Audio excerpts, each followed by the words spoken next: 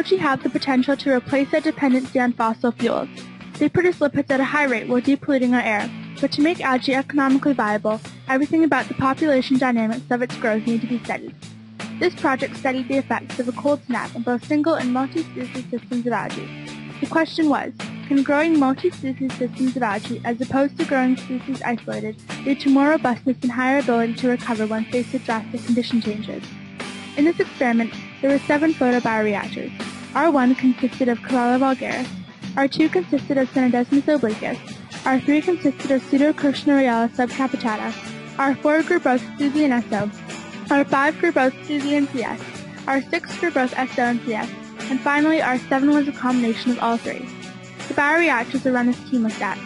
To feed the nutrients through the bioreactors, a gravity feed system was implemented. A filtering and mixing system was designed to inject air and CO2 into the bioreactors, and to control temperature, water was heated or cooled in a bucket and pumped through copper coils submerged into the bioreactors. During the experiment, 4 temperature trials took place. During a trial, the temperatures of the bioreactors were dropped to around 2.5 to 15 degrees Celsius for about 40 hours. After that, the temperatures were brought back to 27 degrees Celsius. The biomass of the algae in each bioreactor was counted every 3 to 5 hours. To count biomass, 30 images under the microscope were taken per sample and loaded into the imaging software. Cell boundaries were defined and the cells were classified. The results were then recorded and plotted in terms of total biomass density and growth rate.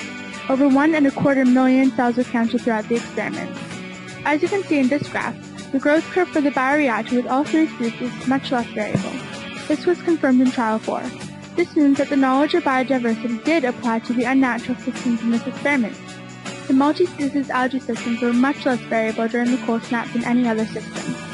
With this knowledge, many possibilities for where and under what conditions algae can be grown and will arise.